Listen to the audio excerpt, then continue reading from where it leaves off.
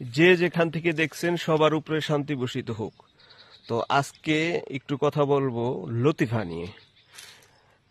কাদরিয়া, নকশবন্দিয়া, মুজাদ্দেদিয়া এবং অন্য যত তরিকায় আছে তারা কিছু লতিফায় সবক দিয়ে থাকেন। যেই লতিফাগুলি যদি পরিশুদ্ধ হয় তাহলে একজন মানুষ পরিপূর্ণ ইমানদার বা মুমিন বা মুসলমান হয়। আজকে বলবো হলো নকশবন্দিয়া মুজাদ্দেদিয়া তরিকার এই লতিফা সম্পর্কে, তাদের শিক্ষা সম্পর্কে। নকশবন্দিয়া মুজাদ্দেদিয়া তরিকায় যারা দীক্ষিত হয় তাদের প্রথমেই দেওয়া হয় কালবে সবক। এই কালব সহ মানুষের দেহে 10টা লতিফা থাকে। এই 10টা লতিফা যদি কেউ মুসলমান বানাতে পারে, কালেমা পড়ায় মুসলমান বানাইতে পারে, তাহলে সে পরিপূর্ণ ইমানদার বা মুমিন ব্যক্তি।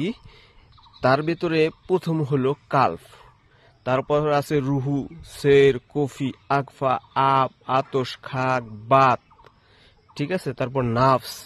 কিন্তু অন্য তরিকায় সবক দেওয়া হয় প্রথমে হলো নাফসের।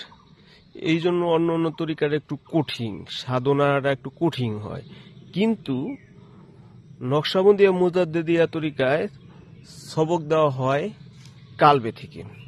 কালবের পরে রুহু, সের, খফি, আকবা।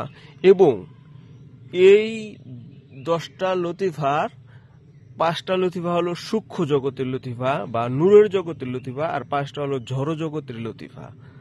তো ওই ঝড় জগতের লতিফা বা পৃথিবীতে আইসা মানুষ ওই ঝড় জগতের কাম, ক্রোধ, লোভ, লালসায় পইরা ওইগুলিও তাদের শিকলে বান্ধা পড়ে।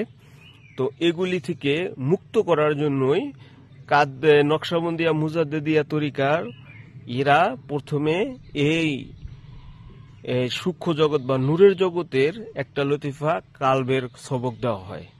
এবং এটা নিয়ে আরো অনেক আলোচনা করা যাবে, 1-1.5 ঘন্টা আলোচনা করা যাবে। সংক্ষিপ্ত এটা বললাম। তো এই বিষয়টা কে কে জানেন বা আরো বিস্তারিত জানেন কিনা, জানলে আপনারা কমেন্ট করে জানাতে পারেন। আসসালামু আলাইকুম, ভালো থাকবেন।